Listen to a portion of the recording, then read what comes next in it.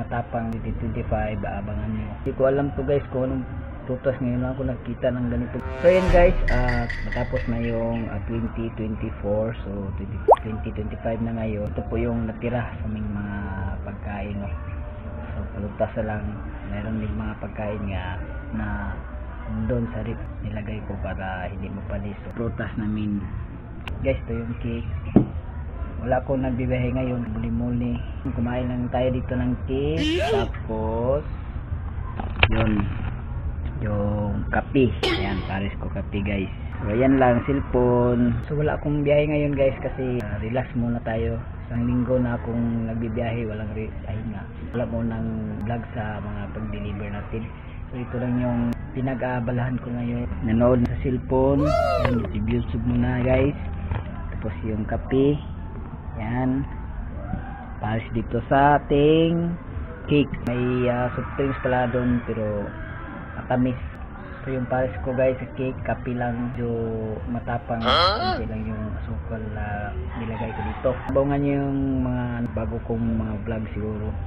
So hindi lang sa sa pagdi-deliver yung iba-vlog ko. So ngayong 2025, abangan nyo ang vlog. Siguro magtatagalog ako para yung viewers natin, mga followers natin dyan sa Luzon, sa hindi nakaintindi ng Bisaya, hindi maubos. Pero ito lang yung guys, prutas na kanina kong pinagmamasdan, no? Mabilog siya, yellow, yan, no?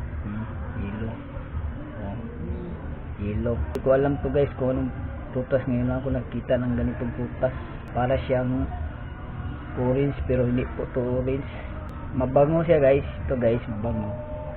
So yung orange, oh. Yan. Yung guys, orange. Ito yung orange at ito yung kakaibang prutas. Comment kayo guys kung anong prutas to guys. Ito.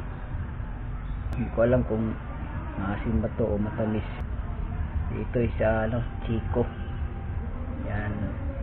Hindi ko malasan yung lasa nito. At yung 2025, pag-iigaan ko yung pag-post ng mga video ng mga iba-ibang video. Yun lang guys, kasi yung lens nito, itong camera, pinalitan ko na. So bagong lens to, liwanag na siya. Gas-gas na kasi yung una kong lens na pinalit, yung sa lens ng GoPro. Lens ng GoPro din na pinalit ko. Iningatan ko tong lens kasi mahal kasi yung lens ng GoPro. Tagal kasing dumating pag order tayo sa online.